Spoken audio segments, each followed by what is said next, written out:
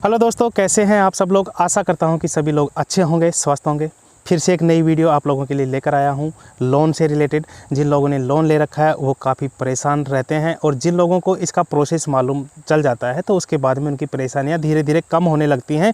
अगर आप लोगों का लोन ईएमआई 1 महीने 2 महीने 3 महीने जितने भी दिन से अगर पेंडिंग है और आप किसी प्रॉब्लम को फेस कर रहे हैं तो आप बिल्कुल सही जगह पे आए हैं। मेरे जितने भी यूट्यूब व्यूवर्स हैं वो ज़्यादातर जो देखते हैं वो इस प्रॉब्लम से धीरे धीरे बाहर निकलते भी जा रहे हैं और काफ़ी सेटिस्फाई हैं और उनके जो रिव्यू हैं वो भी काफ़ी पॉजिटिव रिव्यू आते हैं। क्योंकि फ्रेंड्स, यूट्यूब वीडियो के माध्यम से मैंने कई प्रकार से आप लोगों की जो प्रॉब्लम्स है वो सोल्व करने की कोशिश की है या आप लोगों को इस बात को समझाने की कोशिश की है कि इसकी प्रोसेस क्या है और इस प्रोसेस से कैसे आप निपट सकते हैं और किस प्रकार से इसमें आपको रिलीफ मिल सकती है, कैसे आप इस प्रोसेस से हरासमेंट होने से थोड़ा बहुत बच सकते हैं। तो इस प्रकार की वीडियो को जो मैंने वीडियो बना के भी डाला है, कुछ रिकॉर्डिंग के माध्यम से भी आप लोगों को समझाने का प्रयास किया है कि आप अकेले ऐसे बंदे नहीं हैं जिनके साथ में ऐसी प्रॉब्लम्स क्रिएट हो रही है। बहुत सारे बंदे ऐसे हैं जिनके साथ में ऐसी प्रॉब्लम क्रिएट हो जाती है।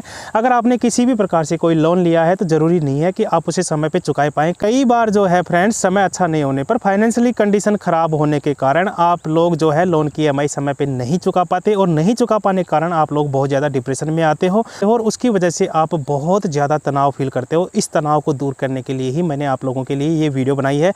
अगर आपने मेरे यूट्यूब चैनल पर किसी भी एक वीडियो को आपने वॉच कर लिया तो मैं निश्चित रूप से, मुझे इतना पूर्ण विश्वास है कि आप लोगों की कहीं ना कहीं किसी न किसी रूप में आप लोगों को उसकी प्रोसेस के बारे में जानकारी हासिल करने के बाद में आप लोगों को रिलीफ मिली है या आपको सोचने समझने की शक्ति मिली है या फिर आप इस प्रॉब्लम से कैसे बाहर आए उसके बारे में भी आपको इससे कुछ ना कुछ सीखने को मिला है। अगर आप लोगों ने अभी तक मेरे वीडियोज़ नहीं देखे हैं तो मैंने बहुत कम वीडियो डाल रखे हैं। ज़्यादातर यूट्यूबर्स की तरह मैं बहुत ज़्यादा वीडियो नहीं डालता हूँ, बहुत ही कम वीडियो डालता हूँ। अगर आप लोगों ने 2-4 वीडियो भी अगर आप लोगों ने देख ली तो उससे आप लोगों को काफ़ी कुछ सीखने को मिलेगा, काफ़ी कुछ उसके प्रोसेस के बारे में भी आप लोगों को जानने को मिलेगा। तो अगर आप लोगों ने मेरी वीडियो नहीं देखी तो कम से कम 4-5 वीडियो आप जाके देखिए। उसमें हर एक वीडियो से आप लोगों को हर प्रकार के माध्यम से बताया गया है कि किस प्रकार अगर आप लोग इस प्रकार की प्रॉब्लम में फंस चुके हो तो बाहर कैसे निकल सकते हो। तो फ्रेंड्स, वीडियो को ज़्यादा लंबा ना खींचते हुए बिल्कुल शॉर्ट में मैं आप लोगों को आज 3 बातों के बारे में बताऊंगा जो कि जनरली हर इंसान के पास में किसी भी एनबीएफसी से रजिस्टर्ड एप्लीकेशन हो, क्रेडिट कार्ड हो या बैंक हो, अगर वहाँ से लोन लिया है तो ये 3 जो प्रॉब्लम्स हैं वहीं से स्टार्ट होना चालू हो जाती हैं। जनरली सबसे पहले आप लोगों के पास में कॉल्स पे कॉल आने लगते हैं। सबसे बड़ी प्रॉब्लम्स होती है कॉल्स। इन कॉल्स को तो फ्रेंड्स हर कोई हैंडल कर लेता है। ट्रू कॉलर डाउनलोड करने के बाद में जो स्पैम कॉल होती है उनको ब्लॉक लिस्ट में डाल के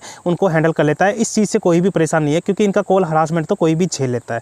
उसके बाद में कुछ एप्लीकेशन जो होते हैं अनलीगली, लीगली नहीं है, आरबीआई की तरफ से ये बिल्कुल भी लीगल नहीं है कि किसी की कॉन्टैक्ट लिस्ट को हैक करके उनके पास में कॉल किया जाए। उसके बाद में दूसरा नंबर का जो डर है, यही डर है कि अगर उसने मेरे कॉन्टैक्ट लिस्ट पे कॉल किया तो मेरी इमेज का क्या होगा। तो फ्रेंड्स, इसका सिंपल सा सॉल्यूशन यही है कि अगर आप लोगों ने किसी भी एनबीएफसी रजिस्टर्ड एप्लीकेशन से लोन ले रखा है और अगर वो अनलीगली तौर पे आप लोगों की कॉन्टैक्ट लिस्ट हैक करके और उनको कॉल करके परेशान करता है तो फ्रेंड्स इसका सिंपल सा सॉल्यूशन यही है। सबसे पहले आप उस एप्लीकेशन को डिलीट कर दीजिए। डिलीट करने के बाद में फ्रेंड्स आप अपनी जो कॉन्टैक्ट लिस्ट में नंबर सेव हैं उन्हें डिलीट करें या ना करें उससे कोई फ़र्क नहीं पड़ता, लेकिन 25 से 30 कॉन्टैक्ट आप ऐसे सेव कर सकते हैं जिनसे कि जैसे कि रिलेशन के नाम से या किसी भी रिलेशन टाइप के नाम से उन नंबरों को सेव कर सकते हैं।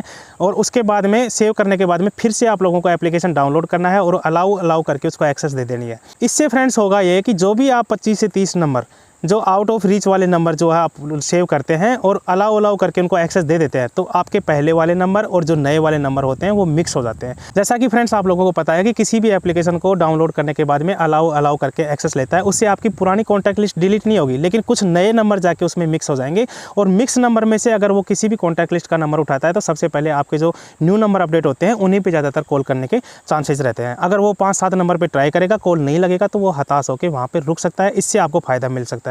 फ्रेंड्स, मान लीजिए कि ये ट्रिक भी आप लोगों के पास में काम नहीं करती है और उसके बावजूद भी वो आपकी कॉन्टैक्ट लिस्ट में से नंबर हैक करके आपके रिश्तेदारों को या किसी को भी कॉल करके परेशान करने की कोशिश करता है। तो फ्रेंड्स उसका सबसे बेस्ट सॉल्यूशन है कि व्हाट्सएप पे एक स्टेटस लगाइए कि मेरे मोबाइल से कॉन्टैक्ट लिस्ट हैक हो चुका है।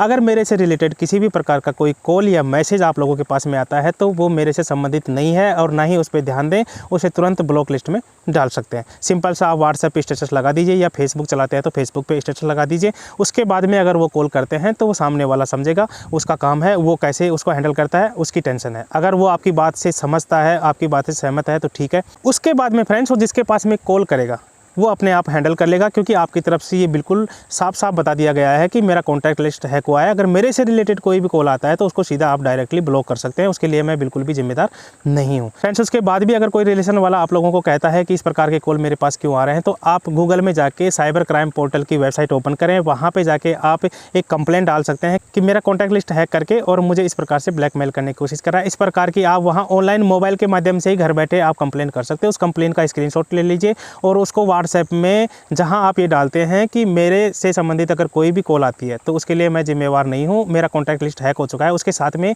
साइबर क्राइम पोर्टल पे जो आपने कंप्लेन की है उसका एक स्क्रीनशॉट लेके उसको साथ में उस फोटो को भी फ्रेंड्स आप जो है अपने स्टेटस पे लगा सकते हैं, जिससे कि लोगों को ये लगेगा कि वास्तविक में इसके साथ में फ्रॉड हुआ है या इसका कॉन्टैक्ट लिस्ट हैक हुआ है। तो अगर इससे रिलेटेड कोई भी कॉल आती है तो वो बिल्कुल पूरी तरह से फ्रॉड है। अभी फ्रेंड्स मैंने आप लोगों को दो प्रॉब्लम बताई, दोनों का मैंने सॉल्यूशन भी बताया। फर्स्ट प्रॉब्लम जो है, आप लोगों के पास में कॉल पे कॉल आती है तो आप ट्रू कॉलर डाउनलोड करके स्पैम कॉल में आप डाल दीजिए, ब्लॉक लिस्ट डाल दीजिए, उससे के बाद में आपके पास में कॉल आना कम हो जाएंगे, क्योंकि वो ऑटोमेटिकली ब्लॉक कर देता है।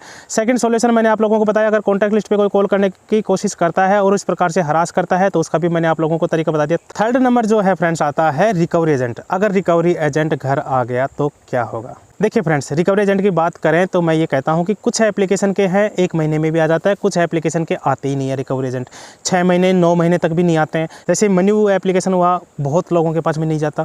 कुछ एप्लीकेशन ऐसे होते हैं जो 20-25 दिन के बाद में ही दे देते हैं। वो आपके अमाउंट पे कौन सी NBFC रजिस्टर्ड एप्लीकेशन से आपने ले रखा है तो उसके ऊपर डिपेंड करता है। अगर रिकवरी एजेंट आता है तो वो आपके पास में आए तो आप बिल्कुल शांत रहें, उनको बिल्कुल शांत तरीके से बताएं कि भैया अभी मेरे पास में EMI भरने के लिए पैसा नहीं है, लेकिन अगर मेरे पास EMI भरने का पैसा आएगा तो मैं बिल्कुल पेड करूंगा। उसके बाद में फ्रेंड्स तीसरी जो प्रॉब्लम है वो आती है रिकवरी एजेंट की। तो रिकवरी एजेंट की बात ऐसे है प्रॉब्लम्स, अगर आपने छोटा मोटा लोन अमाउंट ले रखा है, किसी से 5,000 ले रखा है, किसी से 10,000 ले रखा है, किसी से 20,000 ले रखा है, किसी से 30,000 ले रखा है, तो हो सकता है कुछ एप्लीकेशन वाले रिकवरी एजेंट आ जाते हैं, सभी नहीं आते हैं। कुछ एक अगर रिकवरी एजेंट आ जाता है तो वो आपसे सिर्फ पैसे की मांग कर सकता है, उसके बजाय कुछ भी नहीं कर सकता। आपके साथ में गाली गलौच भी नहीं कर सकता, मिसबिहेव भी नहीं कर सकता। अगर आप लोगों के साथ में इस प्रकार की अगर वो हरकत करता है तो आपको उसे बिना बताए उसकी सिर्फ एक वीडियो रिकॉर्डिंग कर लेनी है और उसके बाद में उससे बिल्कुल भी डरने की ज़रूरत नहीं है। आप चाहें तो वीडियो रिकॉर्डिंग करके डायरेक्टली RBI में कंप्लेंट डाल सकते हैं। उसके बाद में आपके पास में जो रिकवरी एजेंट आता है, अगर आप सही तरीके से RBI के पास में कंप्लेन करते हैं विद प्रूफ, तो आपको RBI इतनी हेल्प करेगी कि RBI जो है आपके पास रिकवरी एजेंट आने से रोक लगा सकता है। तो रिकवरी एजेंट से डरे नहीं, वो भी एक सामान्य आदमी होता है, हमारी तरह ही। हम में से ही कोई एक बंदा होता है जो 5 से 10 हज़ार रुपये की जॉब करता है, बस उसका काम जो है वसूली का काम होता है। तो वसूली वाला जो होता है कोशिश तो यही करता है कि उसका पैसा वसूल कर लिया जाए, तो वो भी अपनी प्रोसेस पूरी करता है। तो उस प्रोसेस से आप डरे नहीं, बिल्कुल शांत रहें और बिल्कुल सटीक जवाब दें, बिल्कुल डरने की ज़रूरत नहीं है। वो आपकी बिल्कुल भी मान प्रतिष्ठा या इमेज को ख़राब नहीं कर सकता है। अगर इस प्रकार की कुछ हरकत करता है तो आपको उसे बिना बताए ही एक वीडियो रिकॉर्डिंग कर लेनी है और RBI में कंप्लेंट डाल देनी है। किस प्रकार से RBI में कंप्लेंट कर सकते हैं, मैंने उसके बारे में भी यहाँ पे मैंने एक वीडियो बना रखी है। दोस्तों, अगर आपने कोई भी लोन लिया है तो लोन नहीं चुका पाना कोई क्राइम नहीं है। ज़्यादातर लोगों को ये और एक टेंशन रहती है कि ECS लगा हुआ है, सर बार बार चार्जेस लग रहा है, क्या मैं ECS अकाउंट क्लोज कर दूं? बिल्कुल नहीं करना, कोई ज़रूरत नहीं है। अगर आप लोगों के अकाउंट में ECS लगा रखा है तो अगर आपके अकाउंट में पैसा ही नहीं होगा तो EMI कहाँ से कटेगा? अगर वो ECS चार्जेस या बाउंस चार्जेस लगा रहे हैं तो उनको लगाने दीजिए, वो लीगली एक्शन है। अगर वो लीगली एक्शन लेते हैं या लीगली आपके पास में लीगल नोटिस भेजते हैं, उसके बाद में चेक बाउंस का केस करते हैं या ECS बाउंस का केस करते हैं, तो वो लीगली प्रोसेस है। लीगली प्रोसेस के लिए मैं आप लोगों को सिर्फ इतना बताना चाहता हूँ कि लीगली प्रोसेस के तहत अगर वो आपसे पैसा वसूली करने की कोशिश करते हैं तो उसमें फ़ायदा आप लोगों को है, ना कि उन लोगों को। क्योंकि लीगली प्रोसेस होती है वो लीगली होती है, उसमें टाइम लगता है, बहुत टाइम लगता है और उसमें आप लोगों को भी अपनी बात रखने का पूरा मौका मिलता है। अगर किसी भी प्रकार की कोई बंदा ऐसा है कि जिसको लग रहा है कि मैं बिल्कुल बहुत मुसीबत में हूँ, बिल्कुल बाहर नहीं निकल पा रहा हूँ, ऐसे बंदे को भी मैंने बाहर निकाला है। मेरी YouTube वीडियो के माध्यम से बात करके किसी ना किसी टाइप से मैंने उसको हिम्मत दी है और उसे एक उम्मीद बनी है और बहुत सारे बंदे जो हैं इसी से बाहर निकले हैं। ज़्यादा लोन के चक्कर में बिल्कुल ना पड़ें। आवश्यकता होने पर भी फ्रेंड्स लोन को अवॉइड करने की कोशिश करें। लोन एक ट्रैप होता है। अगर आप इस प्रकार के एप्लीकेशन के माध्यम से बहुत सारे लोन ले लेते हो और उस पैसे को वेस्टेज खर्च कर देते हो तो वो आप लोगों को एक दिन धीरे धीरे प्रॉब्लम क्रिएट करने लग जाता है। तो इस प्रकार की समस्याओं में ना पड़ें, लोन लेने से ज़्यादा बचें और जब बहुत ज़्यादा इमरजेंसी हो तभी ही इस टाइप के लोन लें अगर आप उसको समय पे पेड कर पाते हैं तो, अन्यथा बिल्कुल भी ना लें। और जिन लोगों के साथ में ऐसा हो चुका है कि अब बिल्कुल भी पेड करने में सक्षम नहीं है, बिल्कुल शांत रहें, मस्त रहें और कोशिश करें कि सेटलमेंट करने का अमाउंट धीरे धीरे जुटाएं। अगर आप फुल पेड नहीं कर पा रहे हो तो मेरा यही कहना है कि आप सेटलमेंट के माध्यम से उसको चुकाने की कोशिश करें।